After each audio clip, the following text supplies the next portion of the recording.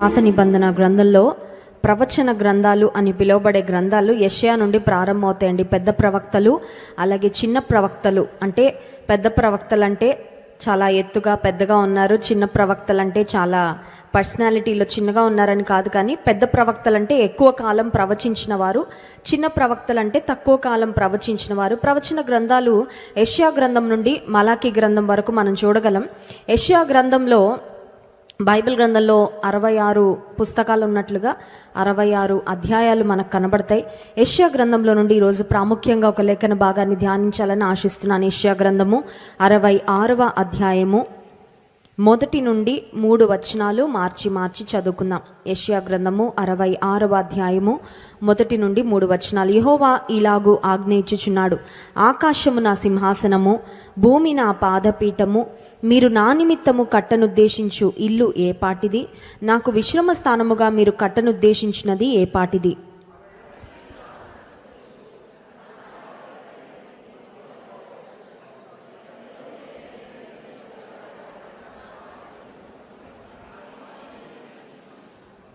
మూడవ వచనం. ఎద్దును వధించువాడు నరుని చంపువాని వంటివాడే, గొర్రెపిల్లను బలిగా అర్పించువాడు కుక్క మెడను విరుచు వంటివాడే, నైవేద్యము చేయువాడు పంది రక్తము అర్పించువాని వంటివాడే, ధూపము వేయువాడు బొమ్మను స్తుతించువాని వంటి వాడే.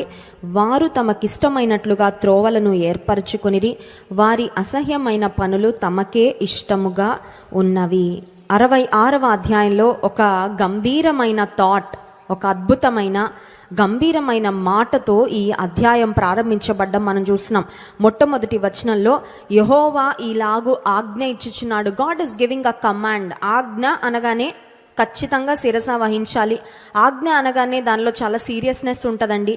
కఠినంగా ఖచ్చితంగా మనం వినవలసిన, అర్థం చేసుకోవాల్సిన మాటలనే బైబిల్ గ్రంథంలో దేవుడు ఆజ్ఞాపిస్తున్నాడు, దేవుడు ఆజ్ఞ ఇస్తున్నాడు. నేను మీకు సెలవిచ్చుచున్నాను, నేను మీకు ఆజ్ఞాపించుచున్నానని కొన్ని మాటలు చాలా ఖచ్చితంగా బైబిల్ గ్రంథంలో మనం చూడగలం. ఇక్కడ దేవుడు ఆజ్ఞాపిస్తున్నాడంట. ఏం ఆజ్ఞాపిస్తున్నాడంటే ఆయన సైజ్ ఏంటో, ఆయన గొప్పతనం ఏంటో, ఆయన శక్తి ఏంటో, ఆయన ఔన్నత్యం ఏంటో, ఈ భూమి మీద ఆయన రూపములో, ఆయన స్వరూప్యంలో చేయబడిన ప్రతి మనిషి తెలుసుకోవాలని, కళ్ళు తెరుచుకోవాలని దేవుడు ఆశపడుతూ ఉన్నాడు. చాలాసార్లు మానవులు ఈ లోకంలో జీవిస్తూ ఉన్నప్పుడు ఒక్కొక్క విషయాన్ని గూర్చిన గ్రహింపు కొన్నిసార్లు వయసు పెరిగే కొద్దీ మనకు వస్తూ ఉంటుంది. చిన్నతనంలో చూడండి, అన్నిటి గురించి మనకు అవగాహన ఉండదు. 3 నెలల పిల్లలంటే వాళ్ళకి కొంతవరకే అర్థమవుతాయి. తల్లి మాత్రం తెలుస్తుందేమో, తండ్రి మాత్రం తెలుస్తాడేమో. వారిని ఎక్కువగా ఎత్తుకొని ఆడించే అమ్మమ్మ, నానమ్మ లేదా వారి టచ్ చూడండి. నిద్రలో పిల్లలు ఏడ్చినా తల్లి ఎత్తుకోగానే తల్లి స్పర్శను బట్టి నా తల్లి అని తెలుసుకొని వెంటనే ఏడుపాపుతారు. 3వ నెల వయసులో పిల్లలకు ఉండే అవగాహన, పిల్లలకి ఉన్న జ్ఞానము చాలా చాలా లిమిటెడ్. అదే 1 సంవత్సరానికి వచ్చేసరికి అమ్మ ఎవరంటే చూపిస్తాడు, నాన్నెక్కడ అంటే చూపిస్తాడు, ఆ తర్వాత అమ్మమ్మ ఎక్కడ, నానమ్మ ఎక్కడ అంటే చూపిస్తాడు. మాటలు వస్తూ ఉంటే తన పేరేంటి, ఆ తర్వాత ఫ్యామిలీ మెంబర్స్ పేర్లు ఏంటి, కుక్ ఏంటి, ఆ తర్వాత ఫ్రిడ్జ్ ఏంటి, టీవీ ఏంటి, ఇలాంటి వస్తువులన్నిటి చూపిస్తే చెప్తూ ఉంటారు. ఇక పిల్లలు పెరిగే కొద్దీ 10th క్లాస్కి వచ్చే కొద్దీ ఆ పిల్లలకి జ్ఞానము పెరుగుతుంది కదండి. వారికి ప్రపంచాన్ని గూర్చిన జ్ఞానము, వారి జీవితాన్ని గూర్చిన ఒక అవగాహన పెరుగుతుంది. ఆ తర్వాత మనం గమనించినట్లయితే కాలేజ్ స్టడీస్కి వచ్చిన తర్వాత ఇంకా కాస్త పెరుగుతుంది జ్ఞానం. ప్రొఫెషనల్ కోర్సెస్లో జాయిన్ అయితే ఆ తర్వాత ఇంకా పెరుగుతుంది. ఇక PhD చేశారంటే తల పండిపోయిన వాళ్ళు అంటారు కదా. నిజంగానే కొంతమంది తెల్లెంటుకలు కూడా వచ్చేస్తూ ఉంటాయి. ఎందుకంటే బాగా చదివో లేదంటే బాగా కష్టపడో, నో మ్యాటర్ వాట్, బట్ చదువు పెరిగే కొద్దీ, డిగ్రీలు పెరిగే కొద్దీ జ్ఞానం అనేది అధికం అవుతూ ఉంటుంది. కానీ చాలాసార్లు ఈ లోకంలో జీవిస్తున్న మనుషులకి భౌతికపరమైన జ్ఞానం పెరుగుతూ ఉంటుంది, కానీ దేవుని గుర్చిన అవగాహన కూడా పెరగాల. దేవుని గుర్చిన అవగాహన పెరగకపోతే, దేవుని గుర్చిన గ్రహింపులో మనం ఎదగకపోతే మనం ఇంకా ఆత్మీయంగా పసిపిల్లలమే. చాలాసార్లు మన పర్సనాలిటీని బట్టి పెరిగిపోయాడు, మా అమ్మాయి పెరిగిపోయిందండి, నా తల వరకు వచ్చేసిందండి, నా చెవుల వరకు వచ్చిందండి, నా షోల్డర్ వరకు వచ్చారు, చాలా ఆనందపడిపోతూ ఉంటాం. పర్సనాలిటీ కాదు పెరగాల్సింది ఆత్మీయంగా కూడా మనము పెరగాలి. ఆత్మీయంగా మన బిడ్డలు కూడా పెరగాలి. దేవుని గుర్చిన అవగాహనలో మనము పెరగాలి. ఇప్పుడు దేవుడు ఆజ్ఞాపిస్తున్నాడంట తన ప్రజలకు. ఏం ఆజ్ఞాపిస్తున్నాడంటే మొదటి వచనం 66వ అధ్యాయం యెషయా గ్రంథము, ఆకాశము నా సింహాసనము, భూమి నా పాదపీఠం. దేవుడు అంటున్నాడు, మీరు వేసే సింహాసనాలు కాదు నాకు సింహాసనాలు, ఆకాశం యొక్క అంచు బార్డర్ ఎక్కడుందంటే ఇప్పటికీ మనిషికి తెలియట్లేదండి. ఆకాశం యొక్క బార్డర్ ఎక్కడుందో తెలియట్లేదు. స్ట్రాటోస్ఫియర్, ట్రోపోస్ఫియర్, ఐనోస్ఫియర్ అని ఎప్పుడో చిన్నప్పుడు చదివాను. మళ్ళీ ఈ మధ్యకాలంలో పుస్తకాలు పట్టుకోవాలి, మళ్ళీ మా పిల్లలకి ఎగ్జామ్స్ అయితే చదివిస్తున్నాను అప్పుడప్పుడు. ట్రోపోస్ఫియర్, స్ట్రాటోస్ఫియర్, ఐనోస్ఫియర్ అని గాల్లో కొన్ని లేయర్స్ ఉంటాయంట. ఫ్లైట్లో ఎగిరే లేయరు ఒకటి, ఓజోన్ ఉండే లేయర్, ఓజోన్ పొర అంటారు కదా. భూమి మీదకి భయంకరమైన హార్మ్ఫుల్ రేడియేషన్, సూర్యకిరణాలు పడకుండా ఆపేద ఓజోన్ లేయర్. దానిలో కూడా ఇప్పుడు హోల్స్ పడిపోతూ ఉన్నాయి పొల్యూషన్ బట్టని మనం చదువుకుంటూ ఉంటాం సోషల్లో, ఈవీఎస్లో, ఇలాంటి సబ్జెక్ట్స్లో మనం చదువుతూ ఉంటాం. సరే, ఆకాశం యొక్క చివర ఏంటి అంటే ఇప్పటికీ మనిషికి అర్థం కావట్లేదు. అసలు భూమి యొక్క చివర కూడా అర్థం కావట్లేదు కదండి. ఇంకా భూమి యొక్క వైశాల్యత ఎంత, ఇంకా భూమిని కూర్చే పరిపూర్ణమైన అవగాహన మనిషికి రాలేదు. దేవుడు సృజించిన భూమి ఆకాశములు అంత గొప్పవైతే ఇప్పుడు దేవుడు ఆజ్ఞాపిస్తున్నాడు ఏమనంటే, ఆకాశమున సింహాసనము. మనుషులారా అర్థం చేసుకోండి, తెలుసుకోండి, మిమ్మల్ని సృజించిన నేను, సృష్టికర్త అయిన నేను, రక్షకుడనైన నేను ఎంత గొప్పవాడనంటే ఆకాశమున సింహాసనం. దేవా, మరి నీ కాళ్ళు ఎక్కడ ఉంటాయ్యా? ఓ రాజు సింహాసనం మీద కూర్చుంటే కాళ్ళు ఎక్కడ ఉంటాయి? ఆ క్రిందే ఉంటాయి కదండి. ఒక రాజు, కొంతమందికి చాలా ఎక్కువ ఇళ్ళు ఉండాలి, పెద్ద మంచాలు ఉండాలి అనుకుంటారు కొంతమంది కదండి. ఎందుకంటే దొల్లేస్తూ ఉంటారు నిద్రలో, పక్కోళ్ళ మీద కాళ్ళు చేతులు వేసేస్తూ ఉంటారు. సరే, ఎంత పెద్ద మంచం ఉన్నా, ఎంత చాపుకొని పడుకున్నా ఇంకా అంతకన్నా మనకి స్పేస్ అక్కర్లేదు. కానీ దేవుడు ఎంత గొప్పవాడు, దేవుడు ఎంత ఉన్నతుడంటే ఆకాశములో ఆయన సింహాసనం ఉంటే ఆయన పాదాలు పెట్టుకునే పాదపీఠము నీవు నేను తిరుగుతున్నా, నీవు నేను బ్రతుకుతున్నా, చలిస్తున్న ఈ భూమి. అంత మాత్రమే కాదు, దేవుడు ఇంకో మాట చెప్తున్నారు, మీరు నా నిమిత్తము కట్టనుద్దేశించు ఇల్లు ఏ పాటిది, నాకు విశ్రమ స్థానముగా మీరు కట్టనుద్దేశించినది. మనుషులు కొన్నిసార్లు దేవుని కొరకు నేను మందిరాన్ని కట్టించాను, కొన్నిసార్లు కొన్ని కుటుంబాల్లో చెప్తా ఉంటారు కదండి, మేము దేవుని దగ్గరకు రాకముందు ఇన్ని గుళ్ళు కట్టించామండి, ఇన్ని గుళ్ళు కట్టించాం, ఇన్ని పుణ్యకార్యాలు మేము చేశాము. సో మనిషికి ఉండే ఒక భావన ఏంటంటే, యూజువల్గా మన అండర్స్టాండింగ్ ఏంటంటే, దేవునికి మనం ఏదైనా చేసి మనం ఎలా ఫీల్ అవుతామంటే, దేవునికి ఏదో ఫేవర్ చేసేసామని మనం ఫీల్ అవుతాం. ఎలా అంటే, మన తోటి మనుషులకి చిన్న సహాయం చేసి గొప్పగా ఫీల్ అయిపోతాం కదా. దేవుని ఎడల కూడా ఆయన ఉండడానికండి, దేవుడు ఉండడానికండి ఒక గుడి కట్టించానండి, దేవుడు ఉండడానికండి ఒక మందిరానికి నేను పలానా డొనేషన్ చేశానండి, అబ్బా నేను ఎంత చేశానో దేవునికి అని చాలా గొప్పగా మనం ఫీల్ అయిపోతూ ఉంటాం. అయితే దేవుడు ఇక్కడ చెప్తున్న మాట ఏంటంటే, నేను ఎంత గొప్పవాడనంటే, మీరు కట్టని ఉద్దేశించే ఇల్లు అవి నా దృష్టిలో నథింగ్. ఏ పాటివి అవి? మీరు నా కోసం చేసేవి కాదు నాకు విలువైనవి, లేదంటే మీరు చేసే కార్యాలను బట్టి మీరు గొప్పగా ఫీల్ అవ్వడము కాదు, నా ఉన్నత్యం ఏంటో మీరు తెలుసుకోండి అని దేవాది దేవుడు ఒక ఆజ్ఞను ఇస్తున్నట్లుగా గమనిస్తున్నాం. ఆ తర్వాత వచనాన్ని మనం గమనించినట్లయితే, అవన్నీ నా హస్తకృత్యములు, అవి నా వలన కలిగినవని యెహోవా సెలవిచ్చుచున్నాడు. మనం ఏం తీసుకెళ్ళి దేవునికి తిరిగిచ్చినా దేవుడు ఏమంటాడు తెలుసా? నేనేగా చేసింది, నేను చేసింది మళ్ళీ నాకు తెచ్చిచ్చి గొప్పగా ఫీల్ అవుతారేంటి? కొన్నిసార్లు అమ్మ ఇంట్లో లడ్డూలు చేసింది అనుకోండి, ఇంట్లో తల్లి ఒక ప్లేట్లో ఒక 4 లడ్డూలు పెడితే పిల్లవాడో పాపనో తీసుకొని వెళ్ళిపోయాక నాకు ఒక చిన్న లడ్డు పెట్టవా అంటే పిల్లలు ఇచ్చి మమ్మీ థ్యాంక్స్ చెప్పవా నాకు అని అడిగారు అనుకోండి, ఎలా ఉంటుంది తల్లికి? చేసింది నేను, ఇచ్చింది నేను, మళ్ళీ అందులో చిన్న మొక్క తీసుకుంటుంది నేను. మళ్ళీ ఆ పాపనో బాబు ఎలా ఫీల్ అవుతున్నాడు? అమ్మకి ఏదో గొప్ప ఫేవర్ చేసేస్తే, వాళ్ళే చేసేసి, వాళ్ళే కష్టపడిపోయి, వాళ్ళే కొనేసి, వాళ్ళే ఇస్తున్నట్లుగా అనుకుంటారు కదా. నవ్వుకుంటాం మనం పిల్లలు అలా చేస్తున్నప్పుడు. కొన్నిసార్లు ఇవ్వమని కూడా అంటారు పిల్లలు కదా, మనమే ఇచ్చి మళ్ళీ నాకు ఒకటి ఇవ్వంటే ఇవ్వరు. ఎందుకంటే వాళ్ళకి వాటి మీద ఉన్న ప్రేమ, మమకారం, ఇష్టం. ఇప్పుడు దేవునికి మనం ఏం చేసినా ఆయన చేసినవే, ఆయన ఇచ్చినవే, దానిలో కొంత భాగమే ఆయనకు తిరిగిస్తున్నాను తప్ప we are not doing him any favour.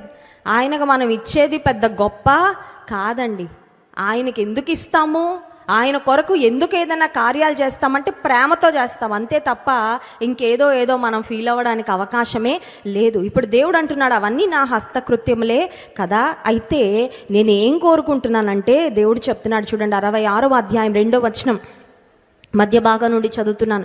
ఎవడు దీనుడై నలిగిన హృదయము గలవాడై నా మాట విని వణకుచుండునో వానినే నేను దృష్టించుచున్నాను. ఇప్పుడు దేవుడు అంటున్నాడు, మీరు హస్తకృత్యములుగా చేయబడిన, మీ చేతులతో కట్టబడిన ఆలయాలు నా కొరకు కట్టించి నాకేదో ఫేవర్ చేస్తున్నానని ఫీల్ అవుతున్నారు కదా, వాటి మీద లేదు నా దృష్టి.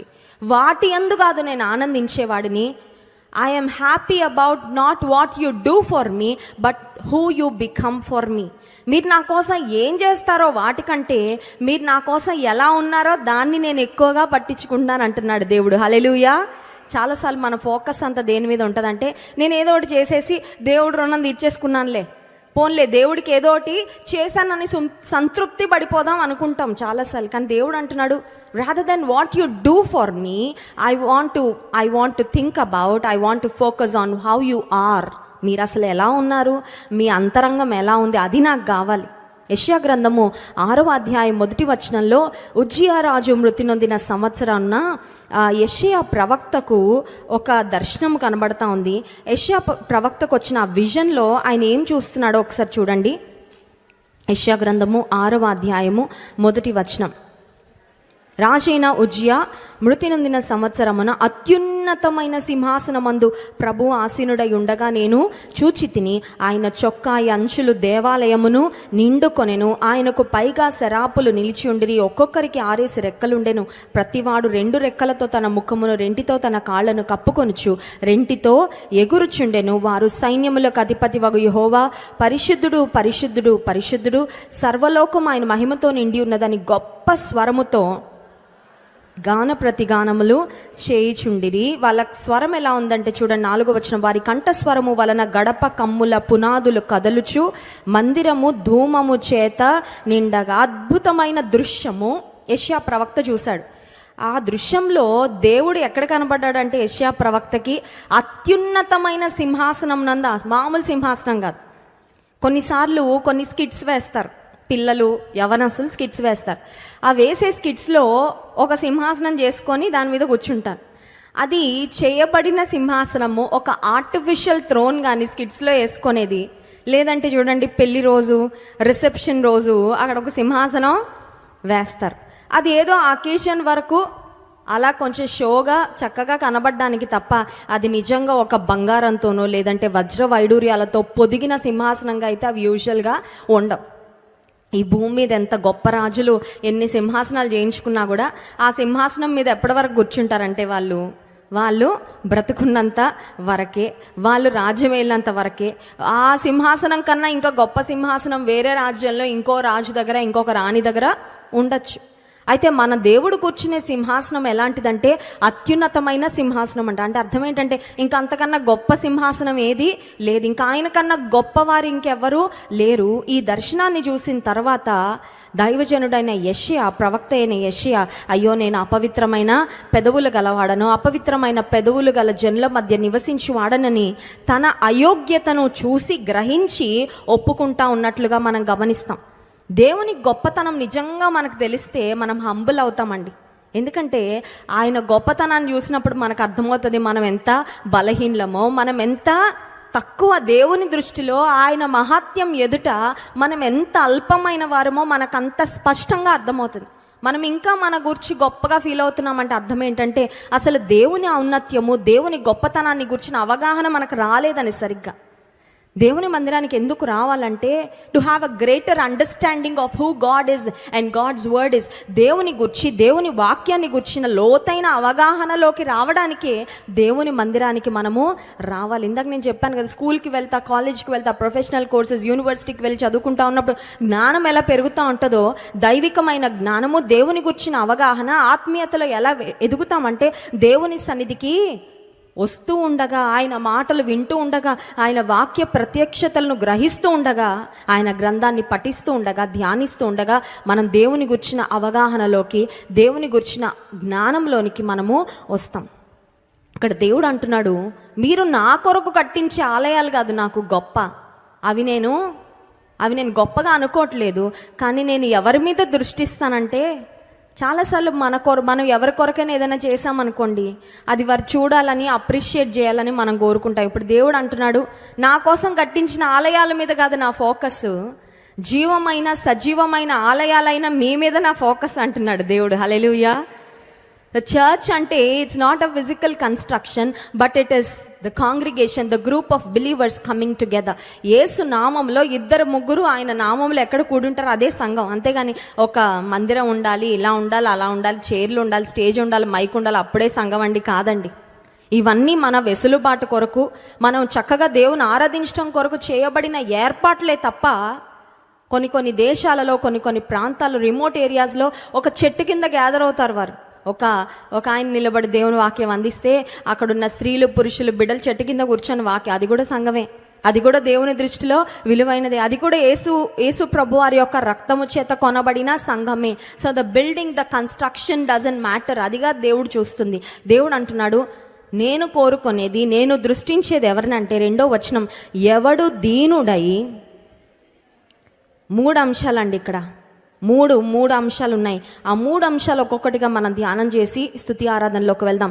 దేవుడు చెప్తున్న మొదటి మాట, ఆయన ఎవరిని దృష్టిస్తున్నాడంటే, యెషయా గ్రంథం 66వ అధ్యాయం 2వ వచనం, ఎవడు దీనుడై, దీనత్వం కలిగిన వారినే చూస్తాడంట, మిగతా వారిని చూడడంట.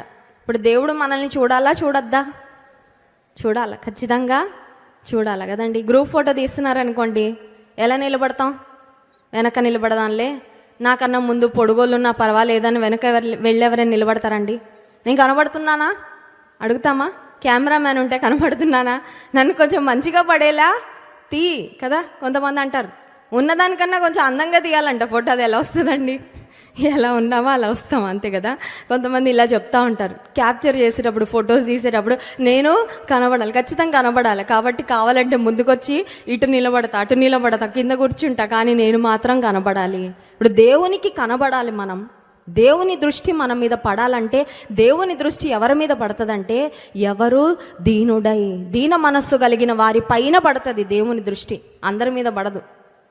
అందరినీ ఒక దృష్టితో చూస్తాడు, బట్ ఆయన కృప, ఆయన కనికరము, ఆయన ఆశీర్వాదం కుమ్మరించాలని పర్టికులర్గా ఎవరిని గమనిస్తాడంటే, దేవుడు ఎవరు దీనులై ఆయన ఎదుట సాగుతారు. అందుకే మత్తయి సువార్త 5వ అధ్యాయం 3వ వచనంలో చూడండి, యేసుక్రీస్తు ప్రభు చెప్పిన ధన్యతలలో మొట్టమొదటి ధన్యత, మత్తయి సువార్త 5వ అధ్యాయము 3వ వచనం, ఆత్మ విషయమై దీనులైన వారు ధన్యులు, పరలోక రాజ్యము వారిది. ఎవరిది పరలోక రాజ్యం అంటే, ఆత్మలో దీనత్వం కలిగిన వారు ధన్యులండి. ఈ ఆత్మలో దీనత్వం పైకి కనబడుతుందా? కొన్నిసార్లు కనబడుతుంది, కొన్నిసార్లు కనబడదు. కానీ లోపల దీనత్వం ఉంటే బయట కూడా కనబడుతుందండి, ఖచ్చితంగా కనబడుతుంది. నేను ఇంజనీరింగ్ చదువుతూ ఉన్నప్పుడు ప్రతి క్లాస్కి అటెండెన్స్ తీసుకుంటారు, ఎందుకంటే ఇంజనీరింగ్లో అందరూ ప్రొఫెషనల్స్. బంక్ కొట్టడం, ఒక క్లాస్కి వచ్చి సెకండ్ క్లాస్కి వెళ్ళిపోతారు అనమాట. ఎందుకంటే ఒక క్లాస్కి ఇంకో క్లాస్కి మధ్యలో లెక్చరర్ మారుతారు కదా, చదివిన వాళ్ళందరికీ తెలుసు. అందుకని ప్రతి క్లాస్కి అటెండెన్స్ తీసుకుంటారు. సరే, నేను కాలేజ్లో చేరిన తర్వాత నాకు ఎవరు తెలిసిన వాళ్ళు లేరు. సరే, బెంచ్లో ప్రక్కన ఎవరు కూర్చుంటారో వారితో పరిచయం, మామూలుగా మాట్లాడుతూ ఉండేదాన్ని. అయితే కొంతకాలం తర్వాత ఒక ఫ్రెండ్ పరిచయం అయింది. ఆమె దేవుని నమ్ముకున్న అమ్మాయి. సరే, కలిసి మేము ప్రార్థన చేసుకోవడం స్టార్ట్ చేసాము. సమయం దొరికినప్పుడు అందరూ బంకు కొట్టి సినిమాకి వెళ్తే మేమందరం గ్యాదర్ అయ్యి పాటలు పాడుకొని వాక్యం చెప్తూ ఉండేదాన్ని, దేవునిలో గడిపేవాళ్ళు. అయితే అమ్మాయి ఒకరోజు ఏమనిందంటే, నాకు క్లాస్లో నీ పేరు పిలవగానే టీచరు, నువ్వు ప్రెజెంట్ మ్యామ్ అంటావు కదా, అందులో కూడా నాకు దీనత్వం కనబడేదా అనింది. నేను చాలా వండర్ అయిపోయాను. ప్రెజెంట్ మ్యామ్ అనడంలో ఏముంటుంది దీనత్వం? ప్రెజెంట్ మ్యామ్ ఒక్కొక్కరు ఒక్కొక్క స్టైల్లో చెప్తారు కదండి. ఎస్ మ్యామ్ అంటారు ఒకరు, లేదంటే ఇంకొకరు ఒక్కొక్క ఆ రోజు మూడ్ని బట్టి, వాళ్ళకున్న ఎనర్జీని బట్టి, చెప్పాలనిపించింది దాన్ని బట్టి చెప్తా. ఆ ఫ్రెండ్ ఆ రోజు అట్లా అనింది నాతో. నాకు చాలా ఆశ్చర్యం అనిపించింది. మామూలుగానే చెప్పాను నేను, ప్రెజెంట్ మ్యామ్ అని నార్మల్గా చెప్పా, ప్రెజెంట్ సార్ అని నార్మల్గా చెప్పా. కానీ ఎందుకో నీ పేరు పిలవగానే నీ స్పందన ఉంది చూసావా, నాకు చాలా స్పెషల్గా అనిపించేది. నీ టీచర్ యొక్క, లేదంటే లెక్చరర్ యొక్క మాటకు స్పందించే విధానంలో కూడా నాకు ఏదో దీనత్వం వినపడేదంట, కనబడడం కాదు, వినపడేది. అంటే అర్థమవుతుందండి, ఆత్మలో దీనత్వం ఉంటే కొన్నిసార్లు కనబడదు. అది మన లోపల ఉంటుంది, గర్వం కూడా లోపల ఉంటుంది. కానీ కొన్నిసార్లు ఆ దీనత్వం మన మాటలలో, మన క్రియలలో, మనం ఇతరులతో ప్రవర్తించే విధానంలో అది బయటకు వస్తా ఉంటుంది. అందుకే నూతన నిబంధన గ్రంథంలో మీరందరూ ఎదుటివాని ఎడల దీన మనస్సును వస్త్రము ధరించుకొనుడి అనే మాట. బట్టలు ఎందుకు వేసుకుంటాం? ఒళ్ళు కప్పుకోవడానికి మెయిన్ రీజన్. కానీ బట్టలు వేసుకోవడానికి చాలా చాలా కారణాలు. కొంతమంది ట్రెండ్ చూపించాలని వేసుకుంటారు. నేను ట్రెండీగా ఉంటాను అనడానికి వేసుకుంటూ ఉంటారు కదండి. మంచి ట్రెండీగా లేటెస్ట్గా నేను రెడీ అవుతాను అని కొంతమంది చాలా ఎక్కువ ఫోకస్ చేస్తూ ఉంటారు బట్టల మీద. ఇప్పుడు బట్టలు వేసుకున్నప్పుడు ఎదుటి వాళ్ళు చూడాలనుకున్నా చూడొద్దనుకున్నా మన బట్టలు కూడా వారి దృష్టిలో పడతాయి ఖచ్చితంగా కదా. ఎదుటి వాని ఎడల దీన మనస్సును వస్త్రం ధరించుకోండి అంటే అర్థం ఏంటంటే ఎదుటి వారికి కూడా మన దీన మనసు కనబడాలన్నమాట. దీనులముగా అంటే అలా అని దీనత్వం లేకపోయినా దీనత్వాన్ని నటించాలని కాదు, దీన మనస్సును కలిగి సాగాలి. ఎవడు దీనుడు అవుతాడో, దీనత్వం కలిగిన వారిపై ఎవరి దృష్టి పడుతుందంటే దేవుని దృష్టి పడుతుంది. రెండవదిగా చూడండి, యెషయా గ్రంథం 66వ అధ్యాయం 2వ వచనం, ఎవడు దీనుడై నలిగిన హృదయము గలవాడై. నలిగిన హృదయం అంటే నలిగిపోయిన బట్టలు ఎవరికి ఇష్టం? ఎవరికి ఇష్టం ఉండదు. ఇస్త్రీ చేసుకోనో చేయించుకోనో వేసుకుంటాం కదా. నలిగిపోయిన కవరు, నలిగిపోయిన వస్తువులు, I don't think anybody loves them, anybody would care. నలిగిపోయినవంటే మనకి ఇష్టం ఉండదు. నలిగిపోయినవంత త్వరగా మనం వాడాలని కూడా పిక్ చేయం, మన చెయ్యి వెళ్ళదు వాటి మీదకి. నలిగిపోయిన వస్తువులు, నలిగిపోయిన బట్టలు, నలిగిపోయిన సామగ్రి. కానీ దేవుని దృష్టి ఎవరి మీద పడుతుందంటే నలిగిపోయిన వారి మీద. ఎందుకంటే నలుగుడులో నుంచి ఏమొస్తుంది తెలుసా అండి? దేవునికి అప్పగించుకునే అనుభవం వస్తుంది నలుగుతూ ఉన్నప్పుడే. అంతా బాగున్నప్పుడు స్టిఫ్గా ఉంటాం చూడండి. ఒక వస్తువు నలగకుండా ఉన్నప్పుడు ఎట్లా ఉంటుంది? గట్టిగా, చాలా స్ట్రాంగ్గా, స్టిఫ్గా ఉంటుంది. స్టిఫ్ నెక్డ్ పీపుల్ అనే ఒక మాట బైబిల్ గ్రంథంలో చూసి, నా ప్రజలు లోబడనొల్లని వారుగా ఉన్నారు, నా ప్రజలు నా మీద తిరుగుబడుతున్నారని దేవుడు ఇశ్రాయేలీయులను గురించి బాధపడిన సందర్భాలు ఉన్నాయి. అక్కడ ఇంగ్లీష్ బైబిల్లో వ్రాయబడిన మాట ఏంటంటే, my people are stiff necked people. ఈ రోజుల్లో స్టిఫ్ నెక్డ్ వైఫ్స్ వల్ల కుటుంబాలు విచ్ఛిన్నం అయిపోతూ ఉన్నాయి. ఈ రోజుల్లో స్టిఫ్ నెక్డ్ చిల్డ్రన్ వల్ల తల్లిదండ్రులకు బిడ్డలకు మధ్యలో సంబంధాలు సరిగ్గా ఉండట్లా. ఈ రోజుల్లో స్టిఫ్ నెక్డ్ హస్బెండ్స్ వల్ల కుటుంబాల్లో సమాధానం, శాంతి ఉండట్లా. దేవుని దృష్టి ఎవరి మీద పడుతుందంటే నలిగిన వారి మీద. నలిగిపోయిన స్థితిలో ఉన్నావా? నేను ఆల్రెడీ నలిగిపోయానండి, జీవితంలో అన్ని విధాలుగా నేను నలిగిపోయానని తెలిసి నన్ను ఎవరు పట్టించుకోవట్లేదని నువ్వు బాధపడుతున్నావేమో, నీ మీద దేవుని దృష్టి ఖచ్చితంగా పడుతుంది. హల్లెలూయా. నలిగిన వారు అంటే అర్థం ఏంటంటే దోస్ హు ఆర్ ఈల్డెడ్. నలిగిపోయిన బట్ట కానీ నలిగిపోయిన వస్తువు కానీ ఎలా పెడితే అలాగా సెట్ అయిపోద్దాం, అవునా కదండి? గట్టిగా ఉండేవి అంత త్వరగా ఫ్లెక్సిబుల్గా ఉండవు. కానీ నలిగిపోయినవి ఏమన్నా మీరు చూడండి, ఎక్కడ పెట్టినా అవి సెట్ అయిపోతూ ఉంటాయి, అమరిపోతూ ఉంటాయి. నలిగిపోయిన వస్తువులు మీరు సూట్ కేసులో సర్దండి, ఎక్కడైనా పట్టేస్తాయి. ఒక పెద్ద సంచిలో ఏ మూలన్నా పెట్టండి, నలిగిపోతే. నలిగిపోవడం అంటే అర్థం ఏంటంటే to be yielded to God. దేవుని చేతికి ఎక్కడ నువ్వు ఎట్లా వాడుకున్నా పర్వాలేదయ్యా, నాకు ఇట్లాగే నాకేం లేదు. నువ్వు ఎప్పుడు ఎక్కడ ఎలా ఉండమంటే అలా ఉంటా. నువ్వు ఎప్పుడు ఎక్కడ ఎలా పెడితే అలాగా, నువ్వు నాకు ఏ స్థానం ఇస్తే ఆ స్థానంలో నేను ఉంటాను. నువ్వు నాకు ఏ పని చెప్తే ఆ పని నేను చేస్తా. నువ్వు నన్ను ఎలా వాడుకోవాలని ఆశిస్తే నేను అలా వాడబడతాను. కానీ నేను ఒక కఠినంగా, ఒక ఫర్మ్ హార్టెడ్గా, ఒక స్టోన్ హార్టెడ్గా, ఒక స్టిఫ్ నెక్డ్ పర్సన్గా ఉండనని. దేవుని దృష్టి ఎవరి మీద పడుతుందంటే నలిగిన హృదయము గలవారై ఎవరు ఉంటారు. యెషయా గ్రంథం 57వ అధ్యాయము 15వ వచనం చూడండి. యెషయా గ్రంథము 57వ అధ్యాయము 15వ వచనం, పరిశుద్ధుడును నిత్య నివాసియు అయిన వాడు ఇలాగు సెలవిచ్చుచున్నాడు, నేను మహోన్నతమైన పరిశుద్ధ స్థలములలో నివసించువాడను, అయినను వినయము గలవారి ప్రాణమును ఉజ్జీవింపచేయుటకు, నలిగిన వారి ప్రాణమును ఉజ్జీవింపచేయుటకు వినయము గలవారి యొద్దను దీన మనసు గలవారి యొద్దను నివసించుచున్నాను. ప్రతి మచ్ యెషయా 66:2లో వ్రాయబడిన మాటలే మళ్ళీ ఇక్కడ రింగ్ అవుతా ఉన్నాయండి. Almost the same words. దేవుడు చెప్తున్నాడు, ఆయన ఎక్కడ నివసిస్తాడంటే వినయము గలవారి యొద్ద, నలిగిన వారి యొద్ద, దీన మనసు గలవారి యొద్ద నివసిస్తాడండి. యేసయ్య నీకు ఎక్కడ ఉండడం ఇష్టమయ్యా? మంజీరా హోటల్లో ఉండడం ఇష్టమా? రాజమండ్రిలో కొత్తగా పెట్టారయ్యా, అక్కడ ఉంటావా నువ్వు? లేదంటే పలానా ప్యాలెస్లో ఉంటావయ్యా హైదరాబాద్లో? లేదంటే పలానా అద్భుతమైన కట్టడం ఉందయ్యా, పలానా తాజ్ మహల్, లేదంటే పలానా దేవుడు అంటే అవి ఏం అక్కర్లా నాకు, అవి నేను లెక్క కూడా చేయను, అవన్నీ నేను చేసినవే కదా, నా హస్తకృత్యాలు అవి, ఐ డోంట్ ఈవెన్ కేర్. మనం ఎక్కడ ఉంటావయ్యా? వినయము గలవారి యొద్ద, నలిగిన మనసు గలవారి యొద్ద, దీన మనసు, అక్కడే ఉంటానంటున్నాడు. హల్లెలూయా. దేవుడు ఎవరిని లక్ష్య పెడుతున్నాడంటే రెండవ మాట నలిగిన హృదయము గలవారిని. ఆ తర్వాత మూడవ మాట చూడండి, యెషయా గ్రంథం 66వ అధ్యాయము 2వ వచనం. ఎవడు దీనుడై నలిగిన హృదయము గలవాడై నా మాట విని వణకుచుండునో. మాట వినాలంట. మాట, కొంతమంది మాట వినరు. ఏ డిస్కషన్ అయినా వాళ్ళే మాట్లాడాలి, ఎదుటోళ్ళు అసలు మాట్లాడనివ్వరు. ఎదుటి వాళ్ళ నోరు కూడా తెరవనియరు కదండి. ఇక ఆర్గ్యుమెంట్ అయితే చెప్పే అక్కర్లేదు, వన్ సైడ్ బ్యాటిల్ లాగే ఉంటుంది. One side batting, one side battle. వాళ్ళే బ్యాటింగ్ ఆడినప్పుడు బౌలింగ్ కూడా ఆడాలి కదండి, అవునా కదా?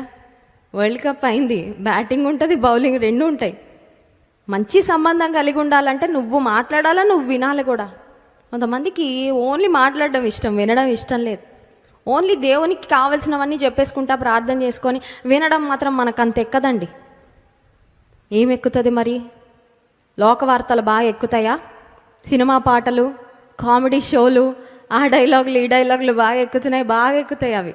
కానీ దేవుని మాట మాత్రం చాలామంది చెవిన పడట్లా, పెడచెవిన పెడతా ఉన్నారు. ఇప్పుడు దేవుడు అంటున్నాడు నా మాట వినాలంట.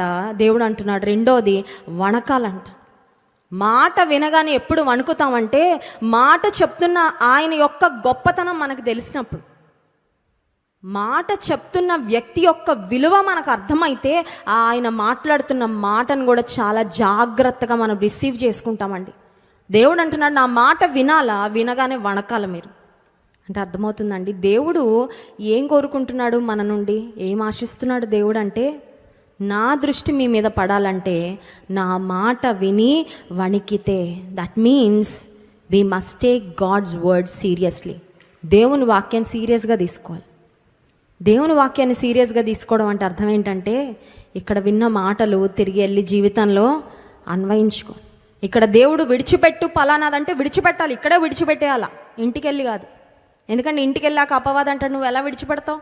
నీకు ఇష్టమైనది కదా, అది నీకు బాగా అలవాటైనది కదా, నీకు బాగా అటాచ్మెంట్ కదా. ఎలా వదులుకుంటావు ఆ వ్యక్తిని, ఎలా వదులుకుంటావు ఆ స్నేహాన్ని, ఎలా వదులుకుంటావు ఆ అలవాటుని, ఎలా వదులుకుంటావు ఆ సాంగత్యాన్ని? అపవాదం ఆపుతాడు.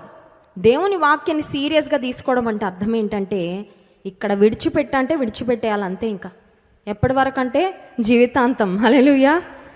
హత్తుకో అంటే ఏవి కలిగి ఉండాలో అవి పొందుకొని జీవితాంతం వాటిలోనే సాగాలంతే. Taking God's word seriously is what God demands from his people. ఎవరు నా మాట విని వణకుచుండునో అంటున్నాడు దేవుడు. దేవుని వాక్యమే ఎలా పడితే అలా వింటామండి మేము కదండి. సోఫాలో జారబడి కదా, కొంతమంది కాళ్ళు జాపుకొని, కొంతమంది నాకు చెప్తా ఉంటారు ప్రతిరోజు సాయంత్రం లైవ్ రాగానే మా ఇంట్లో ఫ్యామిలీ ప్రేయర్ లాగా యేసయ్య సన్నిధిలో ప్రోగ్రామ్కి దైవజనులు వాక్యం అందించే సమయానికి తల మీద ముసుగులు వేసుకొని బైబిల్ పట్టుకొని స్క్రీన్ ముందు మేము కూర్చుంటామండి. ఇక్కడ మందిరంలో కూర్చున్నట్టే కూర్చుంటాం. అదేంటంటే వాళ్ళకి ఎవరైనా చెప్పారా, ఎవరైనా ఆర్డర్ వేసారా అలా కూర్చోవాలా? ఇన్స్పెక్షన్ ఆఫీసర్లు వచ్చి ఎతుకుతారని చెక్ చేస్తారు? నథింగ్. అది దేవుని ఎడలో ఉన్న భయము భక్తిని వారు చూపించాలనుకున్న విధానం అది. ఇంజనీరింగ్ కాలేజ్లో చదువుతా ఉన్నప్పుడు ఒక సార్ ఉండేవారు మాకు, పాపం చాలా బాగా చెప్పేవారు ఆయన. కానీ ఆయన అంటే ఏంటో అందరికీ చాలా కామెడీ అండి. ఆయన బాగా ఏడిపించేసేవారు. ఆయన ఇటు తిరగగానే సైలెంట్గా ఉండేవారు. ఆయన బోటు వైపు తిరగగానే మొత్తం గోల మొదలు పెట్టేవారు. మొత్తం ఆయన పాప గట్టిగా అరవలేకపోయేవారు ఆ సారు. మళ్ళీ ఇటు తిరగగానే గప్చిప్ అనమాట. ఇది ఎలా ఉండేదంటే ఒక ఆటలాగా. ఆయన ఎప్పుడన్నా పక్క క్లాస్కి ఏదన్నా తీసుకోవడానికో పక్క వాళ్ళతో ఏమైనా మాట్లాడడానికో ప్రొఫెసర్తో వెళ్ళగానే గట్టి గోల అనమాట. ఇంకా మామూలుగా ఉండదు, బ్లాక్ వినబడాల. మళ్ళీ ఆయన ఇలా కనబడగానే అందరూ ఎక్కడ దొంగలు అక్కడే అన్నట్లు ఉండేవాళ్ళండి. అంటే ఆయన మీద ఉన్న గౌరవం నిజమైన గౌరవమా కాదు, నటిస్తూ ఉన్నారు అంతే. అక్కడ సమయంకి ఏదో అయిపోవాలి కాబట్టి మళ్ళీ ప్రిన్సిపల్ నుంచో లేకపోతే అడ్మినిస్ట్రేషన్ నుంచో ఎలాంటి వార్నింగ్లు రాకముందే అలా పీరియడ్ అయిపోవాలి, ఆ క్లాస్ అయిపోవాలి నటించడం తప్ప ఆయన అంటే నిజంగా గౌరవం ఉన్నట్లు కాదు. ఇప్పుడు దేవుడు అంటున్నాడు, నా మాట అంటే మీకు నిజంగా రెవరెన్షియల్ ఫియర్, భయముతో కూడిన భక్తి ఉండాలి. ఉంటే నా మాట విని మీరు వణుకుతారు. నా మాట విని ఎవరు వణుకుతారో వాళ్ళనే నేను దృష్టిస్తానంటే అర్థం ఏంటంటే దేవుని మాట గింగిరమంటా ఉండాలి చెవుల్లో. పాపం చేస్తూ ఉంటే దేవుని మాట గుర్తు రావాలి మనకి. అది దేవుని మాట విని వణకడం అంటే. అబద్ధం చెప్పాలని నోరు తెరవగానే దేవుని మాట గుర్తొచ్చి నోటికి తాళం వేయాలి. అది దేవుని మాట విని వణకడం అంటే. మోసం చేయాలనిపించినప్పుడు, ఇతరులకు విరోధంగా చెడు మాటలు మాట్లాడి ఇతరులకున్న మంచి పేరును పాడు చేయాలని దుష్ట మనసు వచ్చినప్పుడు దేవుని మాటల జ్ఞాపకం వచ్చి ఏం చేయాలంటే, కోపం రాగానే ఆవేశం ఆగ్రహం కట్టలు తెంచుకొని బూతి మాటలు వస్తా ఇక్కడ వరకు వచ్చినాయి అనుకో, తాళం వేయాలి. అది దేవుని మాటను విని వణకడం అంటే. దేవుడు అంటున్నాడు, ఎవరు నా మాటను విని వణుకుతారో వారినే నేను దృష్టిస్తాను. ఇంకొక వచనం చూడండి, యోహాను సువార్త 14వ అధ్యాయం 23వ వచనం. యోహాను సువార్త 14వ అధ్యాయము 23వ వచనం. యేసు, ఒకడు నన్ను ప్రేమించిన ఎడల వాడు నా మాట గైకొనును, అప్పుడు నా తండ్రి వానిని ప్రేమించును, మేము వాని యొద్దకు వచ్చి వాని యొద్ద నివాసము చేతును. దేవుడు మన దగ్గర నివాసం చేయాలంటే, దేవా నువ్వు నన్ను చూడడమే కాదు, నీవు నాతో నివాసం చేయాలి, నాతో పాటు నువ్వు బ్రతకాలయ్యా, అది నా ఆశ. అంటే దేవుడు అంటున్నాడు, ఎవరు నన్ను ప్రేమిస్తారో వారు నా మాటలు గైకొంటాడు. He who loves me will obey my commands. దేవుని ఆజ్ఞలు ఎవరు గైకొంటారో వారి యొద్ద ఆయన నివాసం చేస్తాడంట. హల్లెలూయా. దేవుడు మనతో నివాసం చేయడానికి is there any way to bribe him? ఆయనకి లంచం ఇవ్వడానికి ఏమైనా అవకాశం ఉంది? ఏమీ లేదు. దేవుడిని ఇందాక చూసాం కదా, ఆయన ఇంప్రెస్ చేయడానికి ఈ లోక సంబంధమైనవి ఏవి ఆయన ఇంప్రెస్ చేయవు. మరి ఏమి ఇంప్రెస్ చేస్తుందంటే ఆయన మాటను విని వణికే అనుభవం, ఆయన మాటను గైకొనే అనుభవం. దేవుడు చెప్తున్నాడు, నేను వాని యొద్ద నివాసము చేతును. ఆయన మాటను విని గైకొంటే ఆయనను ప్రేమించామని రుజువు చేస్తామంట. ఆయనను ప్రేమించామని రుజువు చేస్తే ఆయన ప్రేమను కూడా పొందుకుంటామంట. హల్లెలూయా. నీకు తెలుసా, దేవుని ప్రేమను పొందుకుంటే నిన్ను ఒక ప్రత్యేకమైన స్థానంలో నిలబెడతాడు. దేవుడు నీకు ఇచ్చే కృప చాలా ఉన్నతంగా ఉంటుంది. లోక సంబంధంగా కోటీశ్వర్లకు కూడా ఉండదు. అంత ధన్యత నీకు ఇస్తాడు. ఎప్పుడంటే ఆయన మాటను గైకొని ఆయన మాటకు లోబడి ఆయనను ప్రేమిస్తున్నానని ప్రూవ్ చేసి చూపించాలి. Take that challenge. ఈ రోజుల్లో ఛాలెంజ్లను వస్తున్నాయి కదండి. ఐస్ బకెట్ ఛాలెంజ్ అంట, విన్నారా? బకెట్లో మొత్తం ఐస్ క్యూబ్స్ ఉంటాయి, అందులో నెత్తి మీద పోసుకోవాలి. తెలుసా అండి, చూసారా? ఐస్ బకెట్ ఛాలెంజ్, ఇంకేవేవో ఛాలెంజ్లు ఉన్నాయిలేండి, నాకు పెద్దగా అవన్నీ తెలియదు. కానీ కొంతమంది ఛాలెంజ్ చేస్తూ ఉంటారు, చేసి చూపి, నీకెంత డేర్ ఉందో నేను చూస్తా, చేసి చూపి. పిచ్చి పిచ్చి ఛాలెంజ్లు కాదు తీసుకోవాల్సింది, ఈ ఛాలెంజ్ తీసుకోవాలి. దేవుని సన్నిధిలో ఏం ఛాలెంజ్ తెలుసా? దేవుని మాటను విని గైకొని ఆయన్ని ప్రేమిస్తున్నానని చూపి, అది తీసుకోండి ఛాలెంజ్. గొప్ప ఆశీర్వాదాలు పొందుకుంటాం. హల్లెలూయా. దేవుడు మన వద్ద నివాసము చేస్తాడు. ఆయన ప్రేమను మనం పొందుకుంటాం. ఆయన ప్రేమను పొందుకుంటే ఈ లోకంలో ఏ ప్రేమ ఉన్నా లేకపోయినా ఏ పెద్ద ఇబ్బంది ఏమి అనిపించదండి. నీకు దేవుని ప్రేమ అందకపోతే నీ చుట్టూ 100 మంది స్నేహితులు కుటుంబీకులుండి నిన్ను ప్రేమించిన, you still feel you are lacking something. ఏదో తక్కువ ఉందని నీకు బాధ కలుగుతూనే ఉంటుంది, ఎంతమంది ఉన్నా నిన్ను ఎంత ప్రేమించిన. కానీ దేవుని ప్రేమను పొందుకుంటే యు విల్ బి ఫుల్. ఎలా ఉంటుంది తెలుసా? ఏ ప్రేమ పోసినా కూడా ఈ లోక ప్రేమ అది బయటకు కారిపోద్ది. ఎందుకంటే దేవుని ప్రేమతో నిండుగా ఉన్నావు కదా. నీకు ఇంకా ఆ క్రేవింగ్ అనేది ఉండదు. వాళ్ళు ప్రేమించాలి, వీళ్ళు ప్రేమించాలి, వాళ్ళు పట్టించుకోవాలి, వీళ్ళు పట్టించుకోవాలి, వాళ్ళు విలువ ఇవ్వాలి, వీళ్ళు, అది ఏముండదు. ఎందుకంటే when you know your place in God's heart, దేవుని హృదయంలో నీ స్థానం నీకు తెలిస్తే, దేవుడు నిన్ను ఎంత ప్రేమిస్తున్నాడో ఆ ప్రేమను అనుభవపూర్వకంగా పొందుకుంటే you will be full and satisfied. నీకు సంతృప్తిగా ఉంటుంది, చాలా ఆనందంగా సంతోషంగా నువ్వు సాగుతావు. ఈ లోక సంబంధమైన ప్రేమలు పెరిగినా తరిగినా నీకు పెద్ద డిఫరెన్స్ ఏమీ అనిపించదు. ఇప్పుడు దేవుడు అంటున్నాడు, ఎవరిని నేను దృష్టిస్తానంటే ఎవడు నా మాటను, ఎవడు దీనుడై నలిగిన హృదయము గలవాడై నా మాట విని వణకుచుని. ఇంకొక మాట చూపించి ముగిస్తాను చూడండి, సమయం అయిపోతుంది. యెషయా గ్రంథం 66వ అధ్యాయము 5వ వచనం. యెహోవా వాక్యమునకు భయపడు వారలారా ఆయన మాట. దేవుని వాక్యానికి ఏమవ్వాలంటండి? ఈ రోజుల్లో దేవుని వాక్యం అంటే చాలా రకాలుగా రిసీవ్ చేసుకునే వాళ్ళు ఉన్నారు. కొంతమంది దేవుని వాక్యాన్ని అలవాటుగా వింటారు. కొంతమంది దేవుని వాక్యాన్ని అబ్బాయి ఇంకా తప్పట్లేదు అన్నట్లు వింటారు. పోయిన వారంలో హైదరాబాద్ నుంచి ఒక కుటుంబం ఇక్కడికి వచ్చారు. ఆ బ్రదర్ తన సాక్ష్యాన్ని చెప్తూ ఏం చెప్పారంటే, ఆయన భయంకరమైన గ్యాంబ్లింగ్కి అలవాటు పడిపోయారంట. భయంకరమైన గ్యాంబ్లింగ్కి అలవాటు పడి గోవా అనే ప్రాంతంలో గ్యాంబ్లర్స్ చాలామంది ఉంటారు. డబ్బులు పోగొట్టుకుంటూ ఉంటారు వాళ్ళు గ్యాంబ్లింగ్ చేసి. అక్కడికి వెళ్ళి కొన్ని కోట్ల రూపాయలు పోగొట్టుకున్నారంట. కోట్ల రూపాయలు లాస్ అయ్యారండి. ఈయన గ్యాంబ్లింగ్కి అలవాటు అయిపోయి, ఈయన గ్యాంబ్లింగ్కి అడిక్ట్ అయిపోతే ఆయన గ్యాంబ్లింగ్లో అక్కడక్కడంతా తిరిగి ఇంటికి వచ్చేసరికి వాళ్ళ భార్య అంట జాన్ వెస్లీ గారి వాక్యాలకి, నా వాక్యాలకి ఇక్కడ ఈవిడ అడిక్ట్ అయిపోయిందంట. ఆయన చెప్పిన మాట అండి, నేను సొంతగా చెప్పట్లా. ఇక్కడే వాళ్ళ పాప బర్త్డే జరిపించుకున్నారు హైదరాబాద్ నుంచి వచ్చి. ఆయన చెప్పిన సాక్షి. అయితే ఉదయం లేవగానే 6 గంటలకు మొదలు పెట్టేదండి ఈవిడ సుప్రభాతంలాగా ఏంటి వాక్యాలు. ఆయన తప్పని పరిస్థితుల్లో వినడం ప్రారంభించాడంట. బోల్డ్ అని వాక్యాలు విన్నానులే, చిన్నప్పటి నుంచి బోల్డ్ అని సంఘాలకు తిరిగాను, తెలుసు నాకు వాక్యం చాలా, ఇంకా నేను వినాల్సింది నేర్చుకోవాల్సింది ఏమీ లేదు, ఈ లోకల్లోనే ఉంది ఎంజాయ్మెంట్ అని గ్యాంబ్లింగ్ వెనకాల పడి కోట్ల రూపాయలు పోగొట్టుకున్న ఆ వ్యక్తి తన వైఫ్, తన భార్య దేవుని వాక్యానికి అడిక్ట్ అయిన తర్వాత తిట్టుకుంటా వినేవాడండి. ఎందుకంటే సౌండ్ పెడతారు కదా. కొంతమంది తల్లులు కూడా నాకు చెప్తా ఉంటారు, మా అమ్మాయి మాట వినట్లేదండి, మా అమ్మాయి ప్రార్థన చేయట్లా, మా అమ్మాయి మందిరానికి రావట్లా, ఆ అమ్మాయి తిట్టుకున్నా పర్వాలేదు కానీ ఉదయం నేను మీ వాక్యం పెట్టి ఫుల్ సౌండ్ పెట్టేస్తాను. పొద్దున్న లేవదు మా అమ్మ, 7ంటికి కూడా లేవదు, 8ంటికి కూడా లేవదు, వాక్యం పెట్టి ఫుల్ సౌండ్ పెట్టేస్తా, కొంచెమైనా వాక్యం చెవులోకి వెళ్తుందేమో. దేవుని వాక్యాన్ని తిట్టుకుంటా వినేవాళ్ళు కూడా కొంతమంది ఉన్నారండి. కానీ ఆ బ్రదరు దేవుని కృప వల్ల దేవుని మాటలు విని మార్పు చెంది ఇప్పుడు దేవునిలో ఉన్నతంగా బలంగా సాగుతూ ఉన్నారు. హల్లెలూయా. దేవుని వాక్యాన్ని విని మారని వాళ్ళు ఎవ్వరూ ఉండరండి. మారని వారు ఎవరు ఉండరు. సరే, దేవుని వాక్యాన్ని కొంతమంది అశ్రద్ధగా వింటారు, కొంతమంది అలవాటుగా వింటారు, కొంతమంది తిట్టుకుంటా వింటారు. ఆ మైక్లో నుండి వస్తుంది కాబట్టి అండి, చెవులో పడుతుందిగా, ఇయర్ ప్లగ్స్ పెట్టుకుందాం అనుకున్నా కూడా మాకు అవ్వట్లేదు, సర్లే అని అలా వినేవాళ్ళు కొంతమంది ఉంటారు. అని దేవుడు కోరుకుంటుంది ఏంటంటే, యెషయా గ్రంథం 66వ అధ్యాయం 5వ వచనం. యెహోవా వాక్యమునకు భయపడు వారలారా ఆయన మాట వినుడి. ఆయన వాక్యం విని భయపడాలంటే ఎందుకు భయపడాలి?